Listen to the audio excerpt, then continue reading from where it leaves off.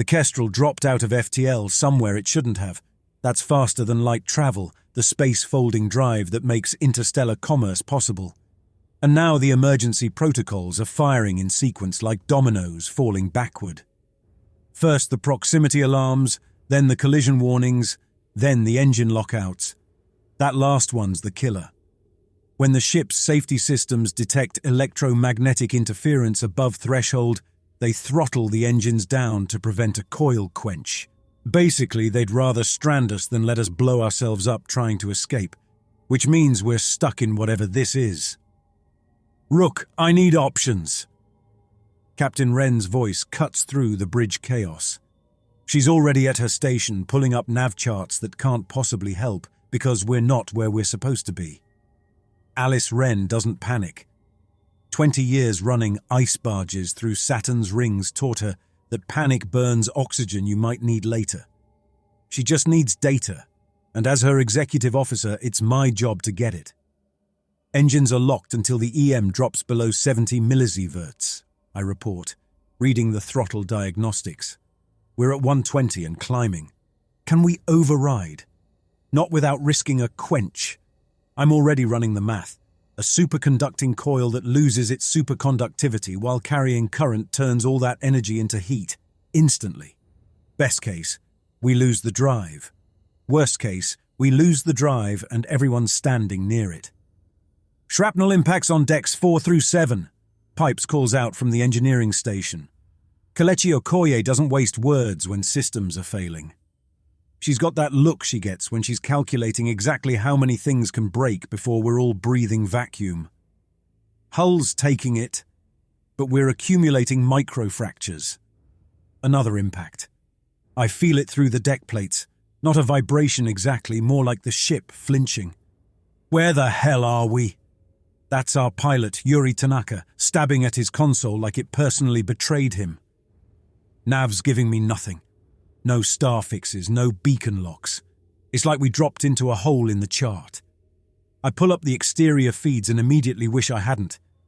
Dead ships, dozens of them, maybe more, tumbling in slow motion around us like a graveyard that forgot to stop moving.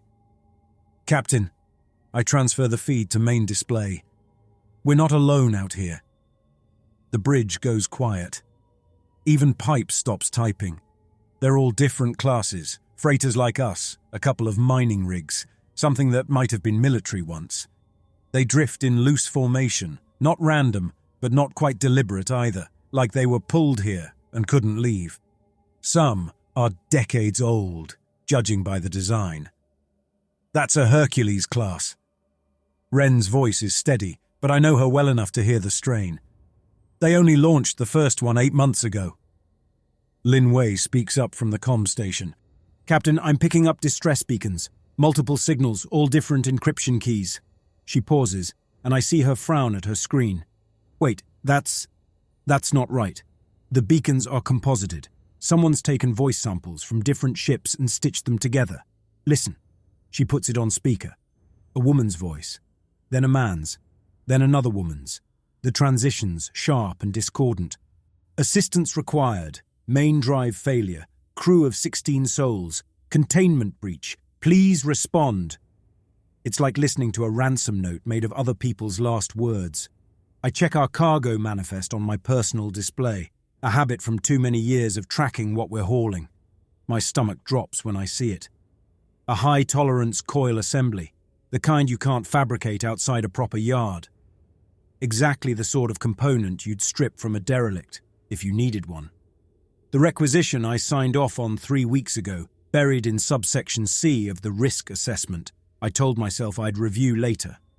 We need to get moving, I say. Whatever brought us here, we don't want to meet it. Agreed. Wren turns to Pipes. Can you get us any thrust at all? Not until that EM field drops, but I can prep for a burn window. These interference patterns, they're not constant. If they cycle like standard induction effects, we might get gaps. How long? Give me 10 minutes to model it. Another impact. This time I count 3 seconds before the pressure alarm clears. We're taking damage faster than the automatics can compensate. We don't have 10 minutes, I say. I need 2 EVA teams. Team 1 clears the fouled sensor array on the starboard hull. We're blind without it. Team 2 starts mapping the wreckage field, looking for clear corridors. In this interference, Pipes looks at me like I've suggested we fix the ship with prayer. Suit comms won't work past 20 meters. Then we use tether protocols. I'm already pulling up the EVA roster on my tablet. Coded pulls, just like ice mining ops. 1 pull for stop, 2 for danger, 3 for recall. We did this in the Saturn runs. The Saturn runs didn't have a graveyard trying to eat us. No, I admit. They just had ice shards moving at relativistic speeds. This is actually safer. It's not, and we both know it, but Pipes almost smiles. She appreciates a well-crafted lie when morale needs it. Captain Wren cuts in. Do it, Rook. You're running the EVA. I want options in 30 minutes. I head for the suit lockers, Lin Wei's voice following me. Sir? The distress beacons. I've isolated at least 40 distinct voice prints, but the syntax patterns suggest a single encoding source. Someone's collecting these signals. 40 ships, 40 crews. All of them pulled here just like us, and none of them made it out. I think about the coil assembly in our hold, the one I approved without reading the full risk assessment because the bonus for on-time delivery would cover my sister's medical bills back on Luna. The first rule of being an XO is simple. Every decision costs something. The second rule is that you don't get to know the price until after you've paid it. I'm starting to think we're about to find out exactly what my signature cost us. The suit locker's in chaos when I arrive. Half the EVA gear's still secured from our last inspection, and the emergency lighting makes everything look like it's underwater, though that's probably just the backup power cycling.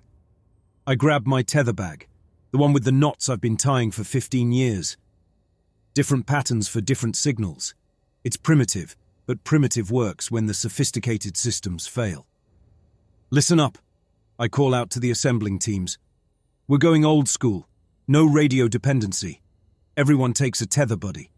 You keep that line taut enough to feel their movements, but loose enough to work. Anyone feels 3 sharp pulls, everyone comes back.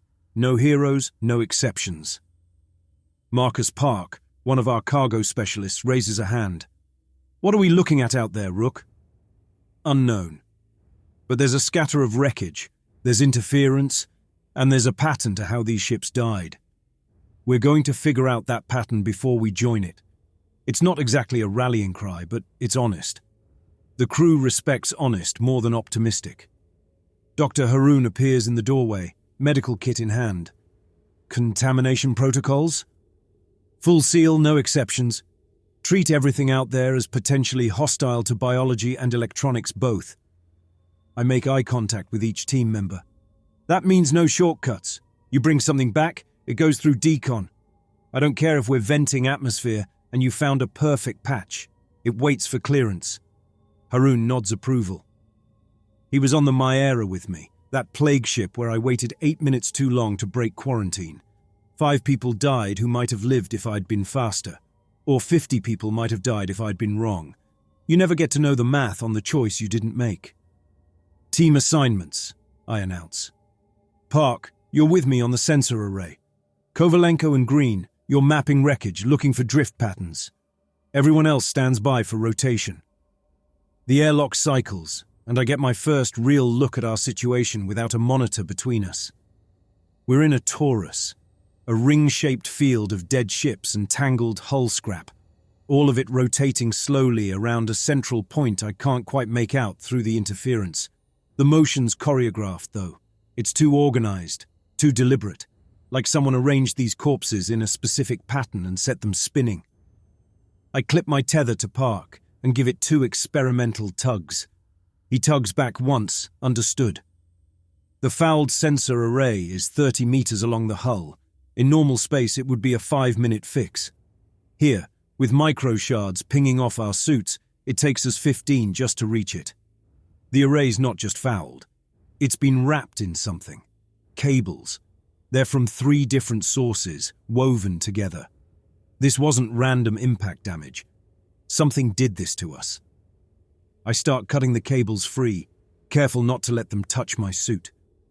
Park holds them clear with a gripping pole, and that's when I see one of the derelicts, maybe 60 meters off our starboard. It has a hole cut in its hull. Not blown, cut, precise. And through that hole, I can see its engine compartment. The coil assembly's gone. Removed with the same patient scalpel touch as the cables around our sensor. 3 pulls on my tether, emergency recall. But it's not from Park. It's from the ship. We start back immediately, no questions. That's the protocol. The airlock cycles us through, and Captain Wren's waiting. "We're being hunted," she says simply. Lynn picked up active scanning from the center of the formation. Something's cataloging us. Cataloging? Component by component. It spent 40 seconds on our hull composition, 2 minutes on our engine configuration, and... She pauses. 8 minutes on our cargo manifest transmission. "Options?" she asks. I strip off my helmet, mind already working through the possibilities. "We can't run until the EM field cycles down. We can't hide, it's already found us. So we do what prey does when it can't flee. We make ourselves too expensive to eat. Pipes, how long until you have that interference pattern?" 2 minutes. Good. When you find a window, we don't run. We go deeper. Wren stares at me. Deeper into the graveyard.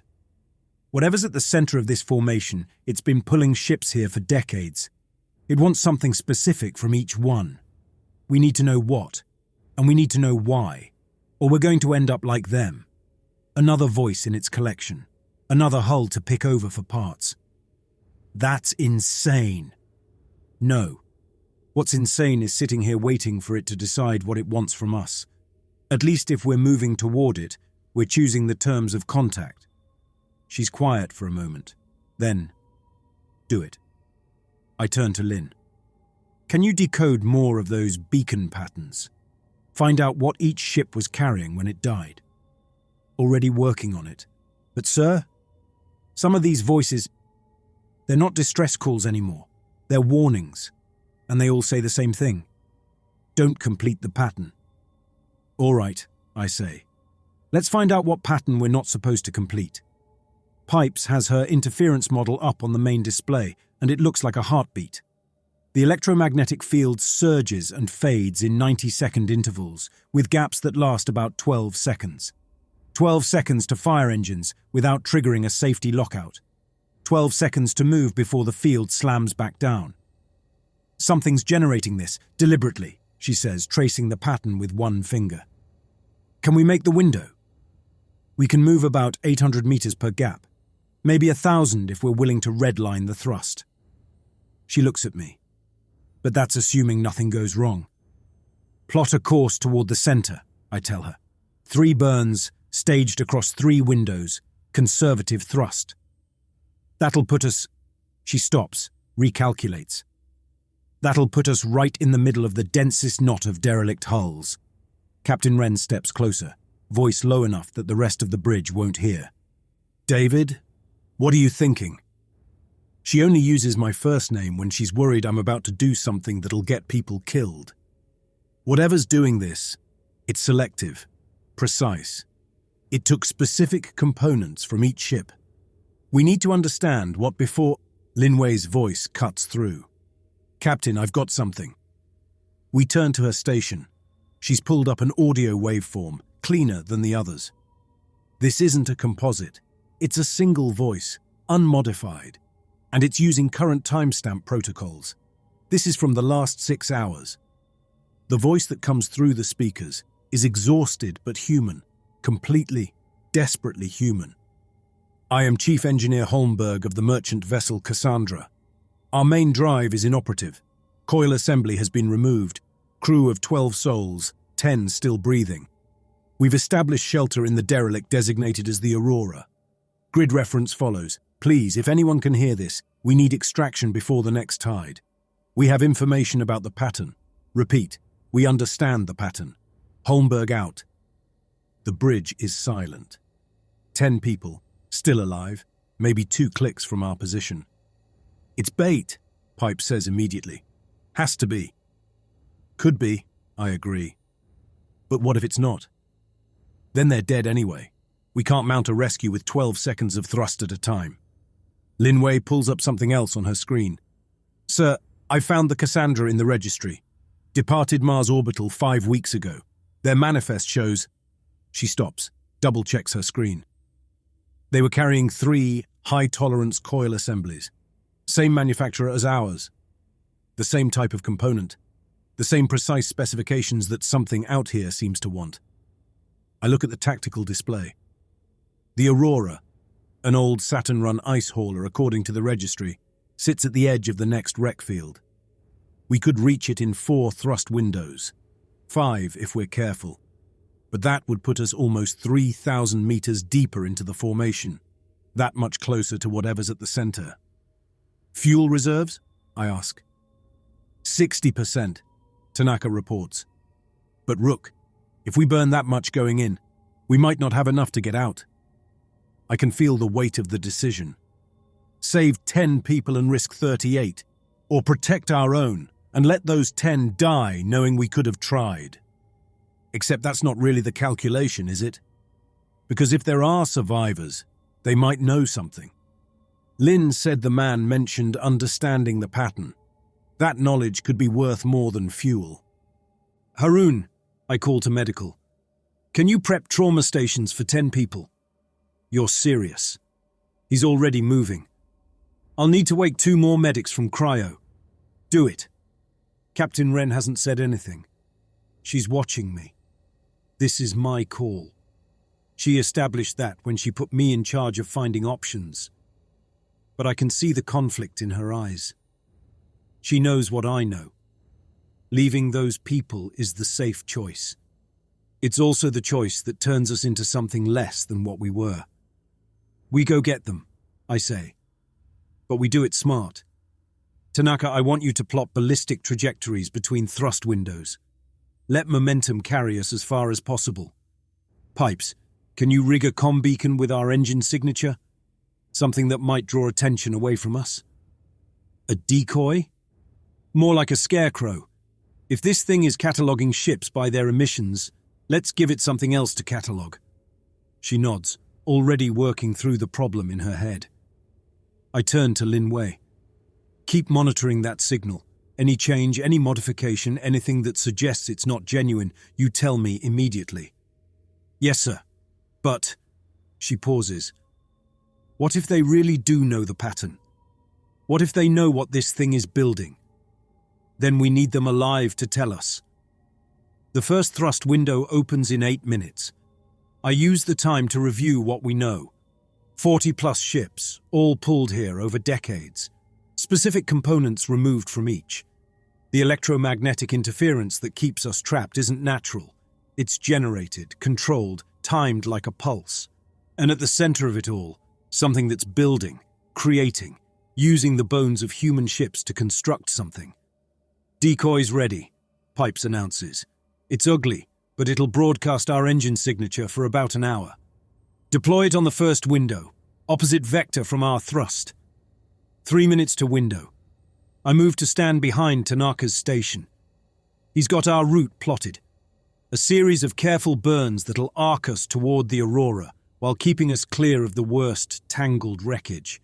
It's elegant work, the kind of plotting that comes from years of threading ships through asteroid fields. Window in 30 seconds, he announces. All stations, prepare for thrust, Captain Wren orders. The crew snaps to readiness, hands on controls, eyes on displays. Decoy deployed, Pipes confirms. 10 seconds. I watch the EM readings drop. 80 millisieverts, 75, 70. Threshold clear, executing burn. The engines fire and we surge forward. Not fast, we can't afford fast, but with purpose. The wreckage field shifts around us, our new velocity changing all the relative motions. Through the viewport, I see the Aurora growing larger, its hull scarred but intact. 8 seconds of window remaining, Tanaka counts down. Cutting thrust in 3, 2, 1. The engines die. We drift, carried by momentum alone. The EM field slams back, and I watch our instruments scramble to compensate. Decoy is drawing attention, Lin reports. I'm seeing active scanning focused on its position. The second window comes and goes. Another careful burn, another 800 meters. The aurora fills more of our view now. I can see damage, holes cut in its hull with that same surgical precision, components extracted like organs from a patient. Sir, Linway's voice is tight. The survivor signal just changed. Changed how? It's added a new element. Listen. She plays it. The same voice. But now there's something else underneath it. A second track, barely audible. It takes me a moment to recognize it. It's our engine signature, recorded from our first burn and woven into the message. It knows we're coming, Lynn says quietly. I look at the tactical display. We're committed now. 2 more burns to reach the aurora. Not enough fuel to abort and return to our starting position. Whatever's waiting for us there, survivors or something else, we're going to meet it. Maintain course, I order, but prep EVA teams for hostile contact, full contamination protocols. You still think there are survivors? Captain Wren asks. I think someone's alive over there, I say. Whether they're still human is a different question. Through the viewport, the aurora waits, dark and patient as a baited hook. And despite every instinct telling me otherwise, we're going to bite. Because that's what makes us different from whatever's collecting ships out here. We don't abandon our own, even when we probably should. Window in 10 seconds, Tanaka announces. All stations ready, I call out. Let's go get our people, even if they're not our people anymore. The 4th thrust window puts us alongside the aurora. Through the viewport, I can see the cuts in its hull more clearly now. Perfect circles, each one exactly 2 meters in diameter. Whatever tool made them, it didn't use heat or explosives. The edges are clean, like someone pressed a massive cookie cutter through the metal. Docking collar won't work, Tanaka reports. Their airlock's been removed, completely. Of course it has. I pull up the Aurora's schematic on my tablet. These old ice haulers were built like tanks, all redundancy and backup systems. There's an emergency maintenance hatch on the ventral side. Should still be manual. Should be isn't exactly reassuring, Pipes mutters. Nothing about this is reassuring. Park, Green, you're with me. Kovalenko, you're running backup from the airlock. Captain Wren catches my arm as I head for the suit locker. 15 minutes, David. If you're not back by then, you leave. I finish the sentence she doesn't want to say. I know. I'm serious. So am I. 15 minutes. Park's already waiting at the airlock, checking his tether reflexively. Green's running through her tool inventory, lips moving as she counts. They're both scared. Good. Scared people pay attention. Same protocol as before, I tell them. Tethers stay tight, signals stay simple. We find the survivors, assess their condition, and get out. No exploring, no souvenirs. The airlock cycles and we push off toward the aurora. The 15 meters between ships feels like crossing an ocean. The maintenance hatch is where it should be, but it's been modified. Someone's welded additional locks onto it from the inside. Recently, judging by the discoloration patterns. They sealed themselves in, Green observes. It takes us 3 minutes to cut through the locks, 3 minutes of my 15 ticking away. When the outer hatch finally swings outward, a brief white plume whips past us as the little maintenance vestibule dumps its air to vacuum. The inner door a meter in is dogged shut and smeared with sealant. The kind of 2-stage maintenance vestibule these haulers used as a secondary airlock. We squeeze inside, haul the outer hatch closed, and bring the vestibule back up to pressure off our suit umbilicals until it matches the interior. Only then do we crack the inner door. Stale air rolls over us. My HUD flags it as breathable. We step through into a cargo bay. Emergency lighting casts everything in amber, not standard emergency protocols. Someone's modified the system. The bay's been converted into a camp. Sleeping bags, portable heaters, boxes of rations stacked against the walls. And in the center, seated around a portable transmitter, are 5 people in EVA suits. They don't move when we enter. "Chief Holmberg," I call out through my suit's external speaker. One of the figures turns its head toward me. Through the helmet's visor, I can see a man's face, weathered and exhausted. "You came. I wasn't sure anyone would. Where are the other 5? You said 10 survivors. Sleeping quarters, deck 2. They're stable, but we need to move quickly. The next reconfiguration is in 4 hours. Reconfiguration? He stands slowly like his joints hurt. The builder, that's what we call it. Every 6 hours it reorganizes the entire wreckage field, pulls some ships closer, pushes others out. We've mapped the pattern. He gestures to a wall covered in handwritten charts and diagrams. It's selecting, sorting. I move closer to the charts. They show the wreckage field from above, ships marked with different symbols. Some have X's through them, completely harvested. Others are marked with specific components. "It's building something," Holmberg continues. "We've been here 5 weeks watching. Every ship that arrives, it catalogues, takes what it needs, leaves the rest." "What does it need?"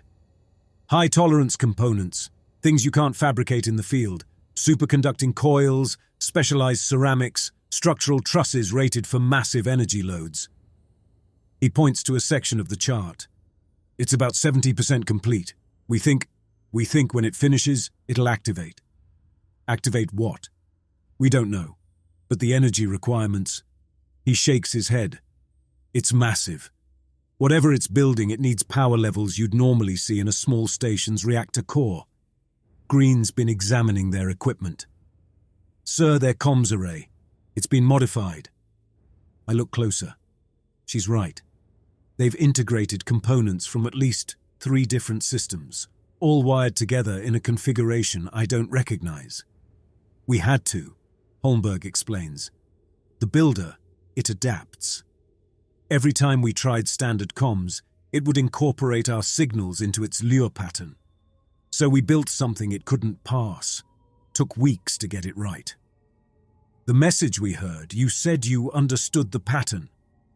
"We do, look." He pulls out a tablet, shows me a 3-dimensional model. It's the wreckage field, but seen from a different angle. From above, the arrangement of ships forms a clear structure, concentric rings, each one precisely spaced. It's an array, some kind of transmitter or receiver, we think. Each ship provides specific components that slot into the overall structure. "And our ship?"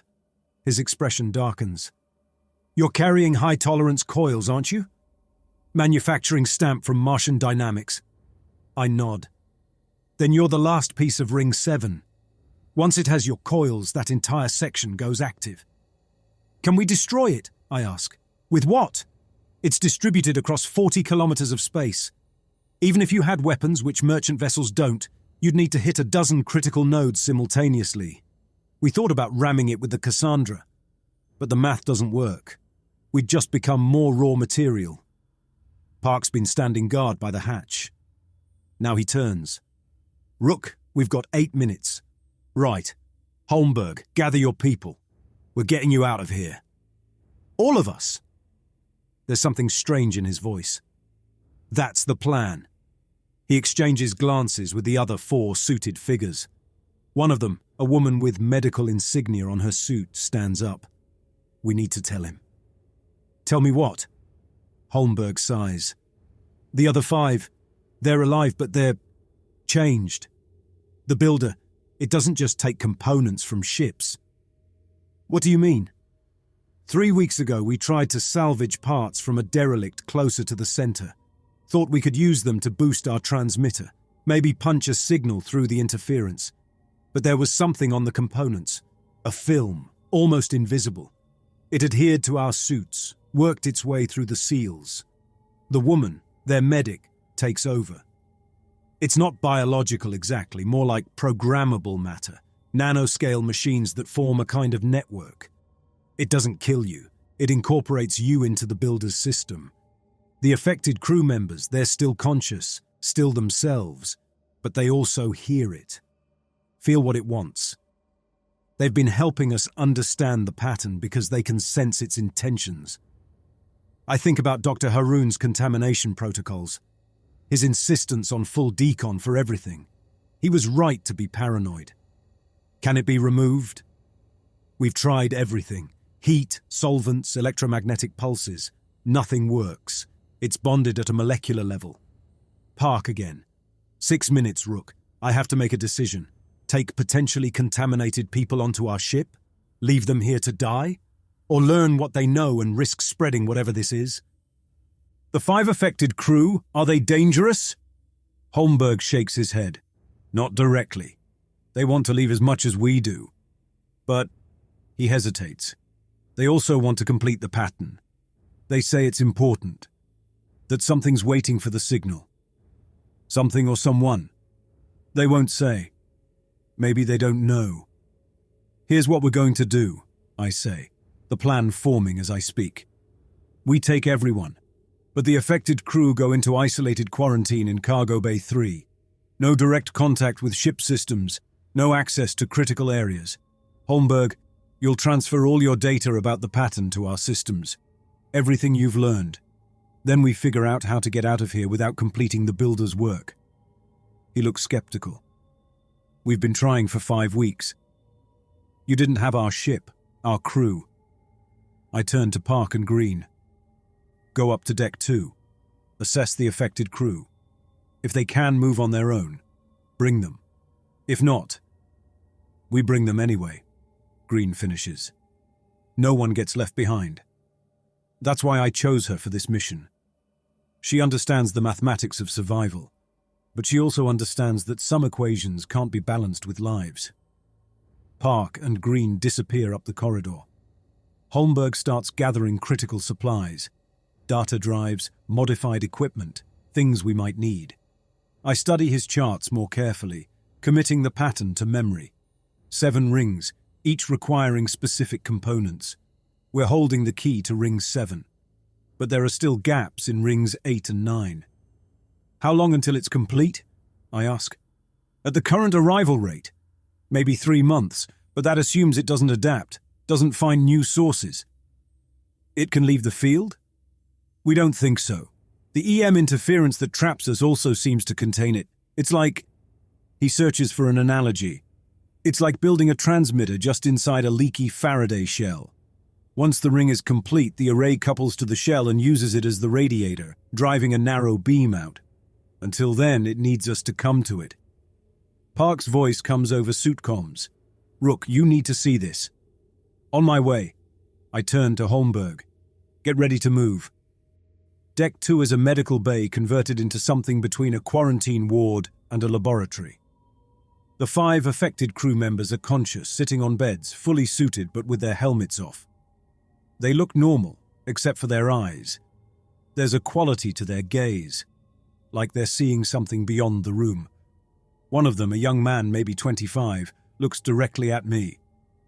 You're the variable, he says, the one who might change the outcome. Who told you that? No one. Everyone. The pattern knows you're here. It's been waiting for someone like you, someone who understands the cost of decisions, who counts the weight of lives. The film, the woman medic explains, it creates a kind of network. They share sensory data, sometimes thoughts, with each other and with the builder, the young man finishes. It's not malevolent, it's just following its program. Complete the array, send the signal, wait for response. Response from who? The ones who sent it. The ones who want to know if this region of space has developed sufficiently to be worth their attention. Can you walk? I ask them. They nod, standing with the careful movements of people who've been sitting too long, or people whose bodies are no longer entirely their own. We make it back to the Kestrel with 30 seconds to spare. The affected crew goes straight to quarantine, Dr. Haroon meeting them with full contamination protocols. The others are processed through standard decon. Holmberg hands over his data drives, and I can see Linway's eyes light up at the prospect of new information. Captain Wren pulls me aside as soon as my helmet's off. What did you find? Answers, and more problems. I hand her Holmberg's tablet with the array schematic. We're components. That thing out there is building something using pieces of every ship it captures, and we're carrying exactly what it needs to complete the next section. She studies the schematic, and I watch her expression change from confusion to understanding to something approaching horror. If this is accurate, it's accurate. The affected crew can sense it directly. Affected? I explain about the film, the contamination, the network it creates. She listens without interrupting, her face growing more grim with each detail. So we have 5 people on board who are connected to this thing? In quarantine, isolated, but yes. And they want to complete the pattern? Part of them does. The part that's not entirely human anymore. The contamination spreads despite the quarantine. It starts with Park. He finds me on the bridge 12 hours after the Aurora rescue, rubbing his wrist where his suit seal sat. Something's wrong, he says simply. I can feel them. The others. The affected ones in quarantine. I take him to Haroon immediately. The doctor runs every scan we have, but the film is already there.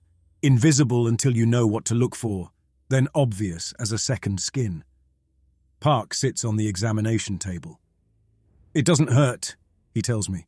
It's actually clarifying, like I've been trying to solve an equation my whole life and someone just handed me the missing variable. Within 6 hours, green shows the same symptoms, then 2 more from the EVA teams. By the time we realize the film can survive our decontamination protocols, it's too late. A third of the crew is connected to the network. Captain Wren calls an emergency meeting in the mess hall. The unaffected crew sits on one side, the affected on the other. Not because we forced them to separate, but because they naturally gravitated toward each other. They share glances that carry entire conversations we can't hear. We need to make a decision, Wren says. The pattern is almost complete. Ring 7 needs our coils. Rings 8 and 9 are still missing components, but not for long, Holmberg interrupts. He's been monitoring the builder's behavior. It's accelerating. The EM pulses are getting stronger, pulling ships from farther out. A mining vessel just entered the outer perimeter. It'll have what's needed for Ring 8. Lin Wei has been decoding more signals. I've analyzed the array structure against every known configuration in our database. It's a beacon. We knew that, I say.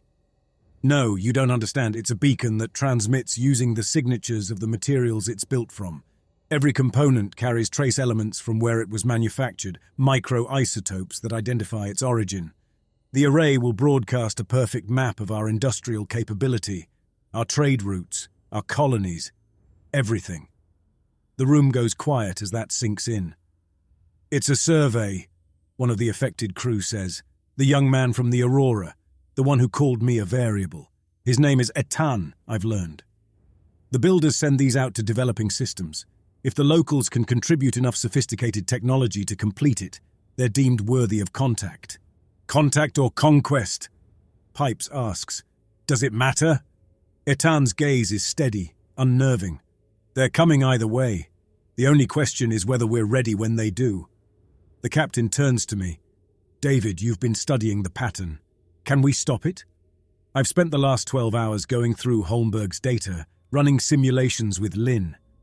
The answer isn't what anyone wants to hear. Not without destroying ourselves. The builder has fail-safes. If we try to damage critical nodes, it'll trigger a reconfiguration that pulls all ships directly into the center. We'd be crushed. So we're stuck, Pipes says. Complete the pattern or die trying to stop it. There's a third option. The words come out before I fully think them through, but once they're out, I know they're right. We complete it wrong. Everyone turns to look at me. The array needs specific components in specific positions. But what if we give it what it wants with modifications? Contaminate the signal. Make it broadcast something other than what the builders expect. Holmberg shakes his head. It would know. The builder verifies every component before integration. The builder verifies physical specifications, I correct. Mass, composition, energy tolerance. But does it check for software? For embedded code? Lynn's eyes widen as she catches on. You want to hack the array? I want to poison it, embed something in our coils that activates once they're integrated. Not enough to stop the signal, but enough to corrupt it.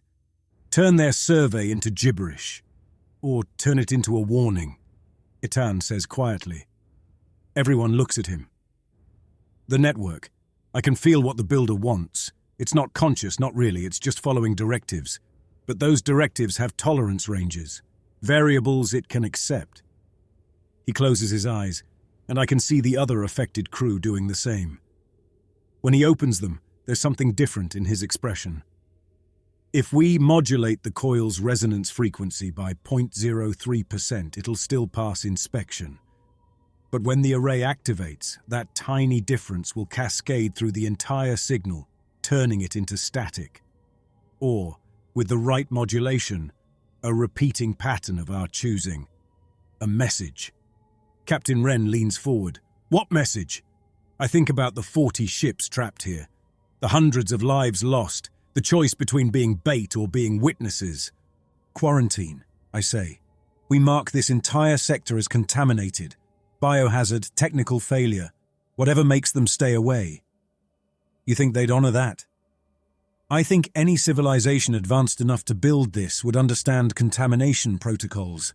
They're universal. Every species that makes it to space learns to fear the things that spread. The affected crew are nodding in unison, which is unsettling as hell. But Itan speaks for them. We can feel the modification pathway. The builder won't detect it if we're careful, but we'll need to work fast. The mining vessel will reach Ring 8's position in 6 hours. And if this doesn't work? Wren asks. Then we've completed the array anyway, but at least we tried to protect everyone else. She looks around the room at the faces of her crew, both affected and clean. Then she nods. Do it. The work takes 4 hours. Pipes and the engineering team modify our coils while the affected crew guides them, sensing exactly how far they can push the alterations without triggering rejection.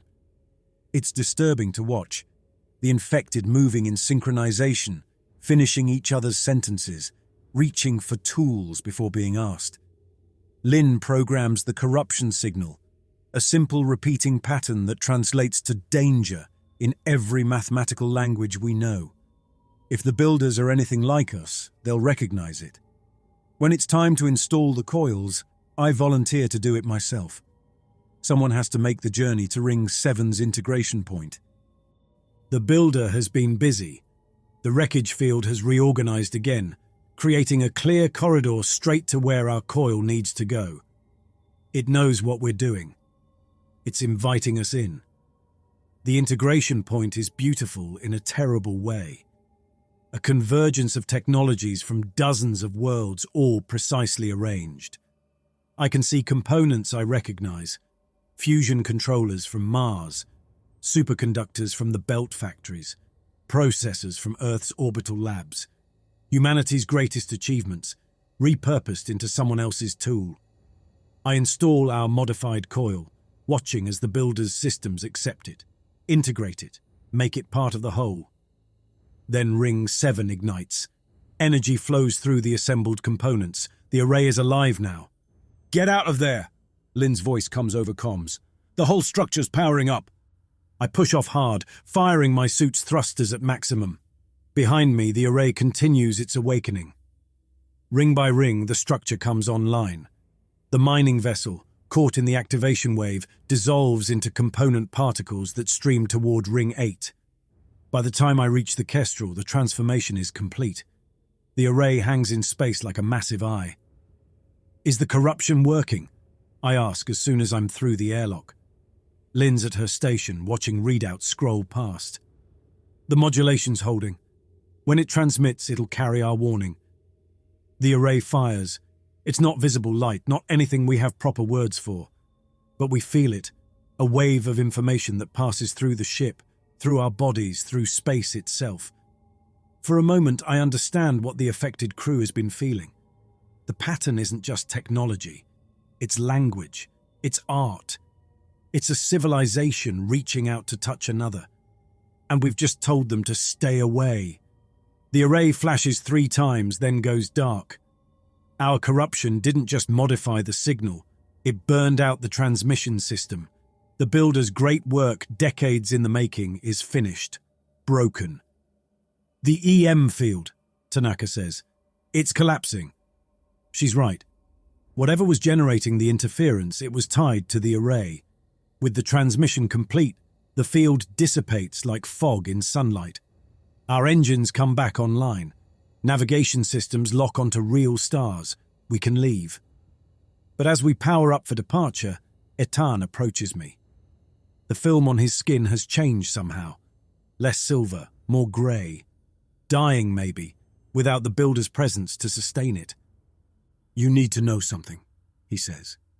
The signal got through, corrupted, warning them away, but it got through.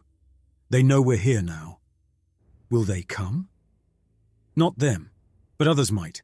Species that monitor for failed beacons, scavengers, scientists, things that investigate quarantine zones. He manages a bitter smile. You didn't prevent contact, you just changed who makes it first. I look out at the wreckage field, already starting to drift apart without the builder's influence to hold it. 40 ships, including ours, free to leave. Most of them empty, but some, like the Cassandra, might have survivors we haven't found yet. How long? I ask. Before someone comes? Years. Maybe decades. Maybe tomorrow. The grey film is flaking off his skin now, leaving raw patches underneath. But they will come. The universe doesn't like unanswered questions. Captain Wren gives the order to depart, and our engines fire properly for the first time in days. As we accelerate away from the graveyard, I watch the array recede in our wake. Dark now, but not dead. We saved ourselves. We saved Earth, probably, from whatever the builders intended. But we also announced our presence to a universe we're not ready for. The affected crew will recover. Haroon thinks the film will completely deteriorate within weeks without the builder's signal to sustain it. They'll be human again, mostly, but they'll remember what it felt like to be part of something alien. I think about the decision to corrupt the signal, to turn invitation into warning. It was the right choice, the only choice, really. But every choice has consequences. As the Kestrel jumps to FTL, leaving the graveyard behind, I wonder what we've really done. Saved humanity from judgment we weren't ready for, or just delayed the inevitable. Time will tell. It always does. The array floats in the dark, silent now but still assembled, still waiting. A monument to first contact that went wrong or right, depending on your perspective. We're going home. But home isn't the same place anymore. We know we're not alone. We know something's watching. And we know that someday, something will come to investigate the quarantine beacon we've left behind.